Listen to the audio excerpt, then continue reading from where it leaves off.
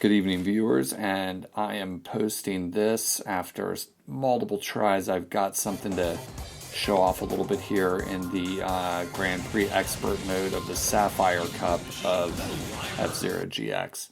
So, yeah, one thing to quick note, I've unlocked James McCloud. Who's that? StarFox's dad. He's a human. Look it up. Doesn't make any sense. It's awesome he's in this game. Kind of a cool Easter egg tying the universes together. It also looks like StarFox is in the game. Excuse me, Star Wolf, but he's not called that. I don't know. Nintendo's so crazy. James McCloud.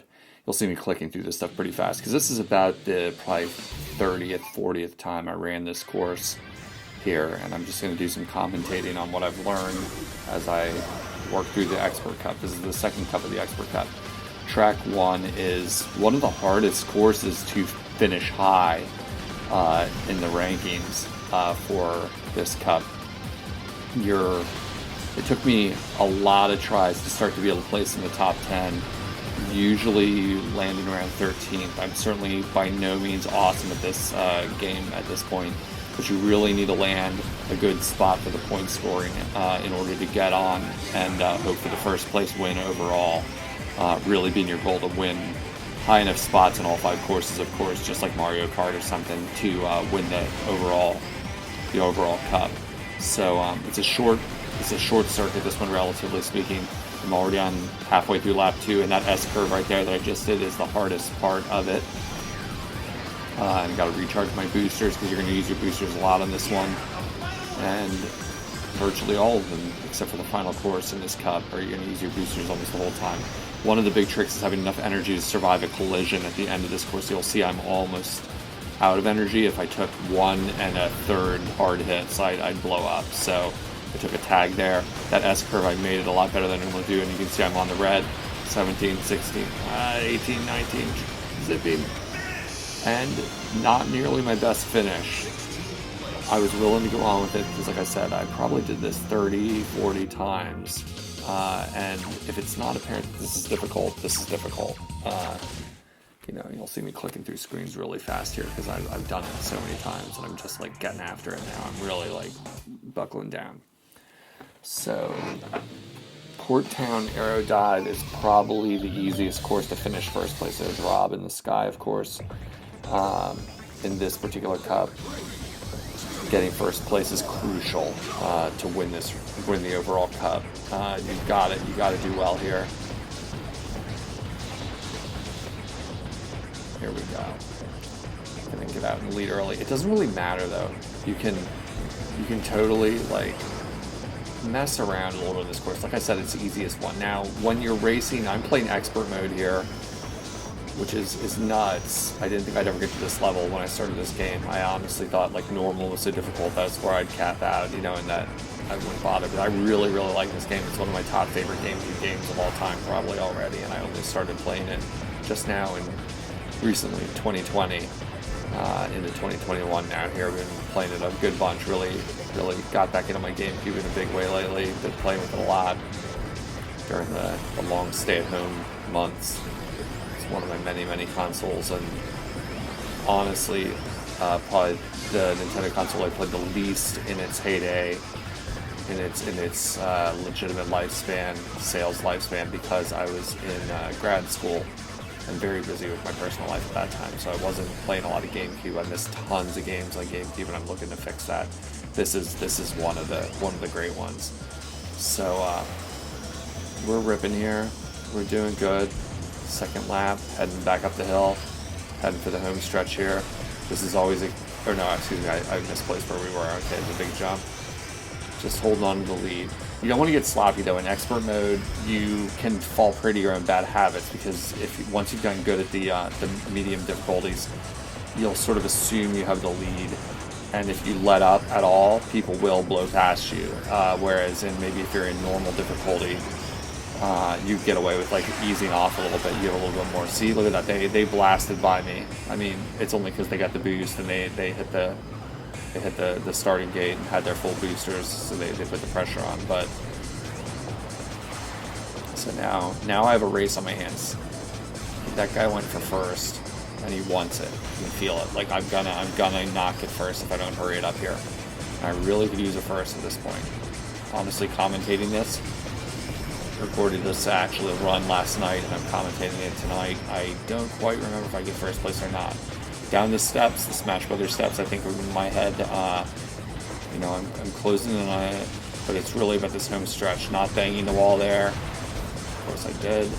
Hitting the zipper, hitting the next zipper, and now here we go. Can I get back in it? Can I get back in it? I'm still only going to take third, which when you see how this all shakes out, it's kind of surprising I do as well as I do. Coming in with a 16th and a third, not great. At this point, honestly, when I'm playing it live, I'm not thinking much. I'm thinking, well, if I keep up this clip, kind of this level of performance, kind of back and forth, I'm gonna end up in maybe I'll snag a third place overall. So Green Plant Mobius Ring. When I played at lower difficulty, I'm pretty sure I feel like this is the easiest course in the game. It's pretty straightforward oval with like some cool kind of hypnotic curves, but it's easier by a long sight than a lot of courses in this game. And then you get to it on expert difficulty, and it's all about the boosts, and it's all about how all the other characters are going to boost the whole time. They're not going to give you any wiggle room to win this. You have to boost, you have to play fast, and you can't turn hard. Now I'm playing as McCloud, Fox McCloud, James McCloud, and you know, he was never my favorite in the game, but I definitely respect him now. I mean, I naturally think Falcon's one of the best, and then forgetting the other guy's name that I like a lot, kind of a big brawny white dude. I don't remember his name. Anyway, but I really came around to this character. He's fast, he holds the track pretty good, he's a medium weight class, which seems to be what I like. And so now I'm in first, and maybe it's not apparent, but like, if you've never played this game, one twitch of the wheel, one twitch of your thumbstick, and you'll hit the walls. You have to be so steady. It's minuscule, the adjustments you make. And on this course, the big secret, anyone who's watching and want to learn to master this, it's the L and R triggers for this course particularly. Like using a single L or a single R trigger to turn rather than your thumbstick is really a key, because you can make better adjustments without pivoting and possibly tagging a wall. Now check this out. Like, I mean, if I literally move the thumbstick a hair's breadth at some of those turns, I'll hit the wall and be out. This game is one of the fastest racing games I've ever played in my life, if not the fastest. This is 30, 40 attempts at this track on this difficulty alone to get to the skill you're seeing here. I totally recommend playing this game. And taking a second place, again, I would have thought I need a first to do really well here, because that's course 3 here and course 2 are the ones where you've got to go big or go home. You're never going to get the big win. So where's my score at? I'm sitting at second place overall. One of the neat things for anyone who hasn't played it is that this game is more like real racing than, say, Mario Kart, where maybe like one of the characters runs away with it and you just know, Donkey Kong's got it. He's going to finish first every time. F-Zero GX very much seems to be balanced in a different mindset. I'm going to turn my speed down a little bit for this one, because there are places where I'm going to probably slow down and need to accelerate. Not too much. But Port Town Long Pipe is one of the most impressive courses in the game in some ways, visually, and one of the more challenging ones to learn, but it is achievable more than others, I think, in the game. It's a little off-putting how it looks, how difficult it looks. So anyway, as I was saying, this game makes you enjoy it more if you're going for wins, because it's not necessarily a done thing. Even though I have a 16, a 3, and a 2 under my belt at this point, I know that I'm still in it for at least placing. If I do well enough, I can place top 3, overall, which isn't what I want. I need to win. I need the big win overall, but, it's good practice, and I just like the video game. So I'm going to keep going with this race. It's not a give up stage. It's like there's still hope. So back to this course. As you can see, it's a very visually disorienting course. You can race in 3 dimensions in 360 degrees. And this part you're a little blind as you're coming around, and like you think, how am I not hitting the posts? The only answer is practice. You learn where the posts are from doing it again and again, and you can read the track. Literally, you're reading the track, you're not seeing what's coming out of you. You're looking down at the track underneath you. At this point, often you can watch the racers, and the racers teach you where to go. Like, you can see where first place and second place, what side of the tube they're heading to, and they'll give you clues to where the zippers are if you can't see them yourself. Now you get into this part and you have to be watching for those big spinning arms, because they will hit you and you will be out. Like, if you hit one of those, you're dropping back 10, 15 spots instantly when you're playing it expert like this. So now, taking the first, I'm feeling good about it. At this point, I wasn't thinking I was gonna win this race or anything like that. It's only the second lap. You know, there's a lot of room for the other guys to take spots, as you saw just there. But it's a good place to be, you know. It's one of my favorite courses in the game now that I know how to do it, honestly. It's an amazing, amazing racetrack. I would love to see this recreated in Mario Kart someday, just for a joke. Since they started to allow the worlds to blur a little bit after that last Mario Kart where they put in one course from F-Zero. This is what I need. I need to be staying right on that guy. Like, I don't want to use up all my boost in case of a collision. Since if you're not familiar with this game, your boost is also your collision meter. So it's a risk-reward thing. If you know you're not going to crash, you use all your booster. But if you going this fast, you know, a collision will take down a quarter of your meter. Like a hard collision, not like tagging another car like a little bit. Here we go. This is the big end. Heading for the finish line. And I take the first place. The other guy, I can only speculate there, might have hit something. It seems like the guy I was chasing, suddenly I just blew past him, and I can only think maybe the computer gave me a little bit because I'd performed really well over that final lap. Maybe I'll go back and check that out in slow motion. And here we are. I'm in first place, heading into the end with a good margin. That's huge. That's huge. Look at that margin. I have like a 50-point margin. But that means I've got to finish high enough to outscore the guy in second place, obviously. And Mute City Serial Gaps is possibly the hardest course in the game for my skill. It's got no rails, a lot of it. It's like racing a very tight and windy kind of ghost house in Mario Kart. Much faster than Mario Kart ever ran. So think of the way the ghost houses in original Mario Kart don't have any walls, and you can just fly off, and you just have to know the track, and you have to stay in the race the whole time. And I never finish high on this race. So now I cut out all the fails. If a canny watcher might notice, my lives are those stars in the bottom left where it says 0-0.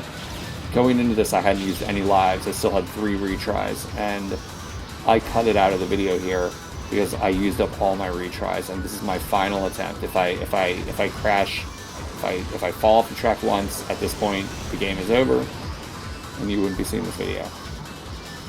So spoiler alert. But I don't ever do good on this course. This course is just murder. For me to be in 25th at this point, I'm psyched about it. And usually I'm running like last or second last in this race. Like as you can see, I'm no slouch at it. I know how to race it. Oh, I hit a mine there. I shouldn't even say I'm not a slouch. But just for me to stay in this race, much less place anything respectable, not really a thing. And I see air boosting there. Is something I'm finally confident. I barely stayed on the track, but that was frames. That was pixels, I should say.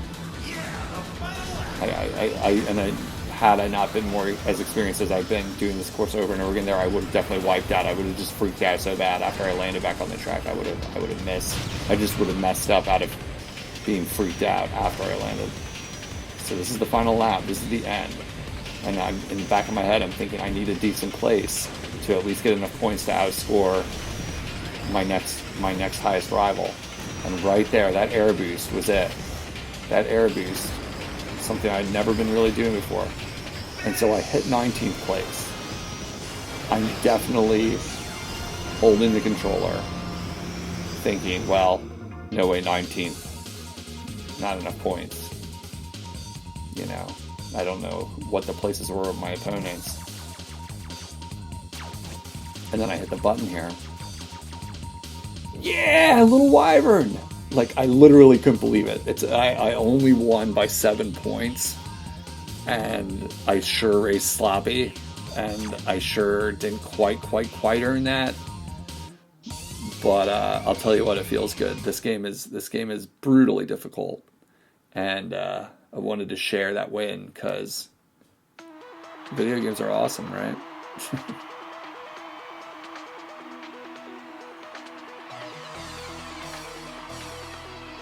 Yeah, little wyvern. But yeah, if you've never played this game or it's not apparent that it's very difficult, you know, here's the end screen for what you got. Each character is different too. Now I'd like to get up close and personal with the champion. Champion, I'd like to interview you. I love this. It's so corny. Alright, so how about the prize money? I think I already got that one. So I figured I'd pick something different. What is his plans? What is this guy's plans? What are your plans now you've won? Go celebrate my victory with my friends at Galaxy Dog. I see. Thank you for the interview. This has been a Speed Crazy Dream Extravaganza episode of F-Zero TV. That's it, everyone. We'll see you at the next Grand Prix. Galaxy Dog. That's it, everyone. We'll see you next time. Thanks for watching. Thanks for playing.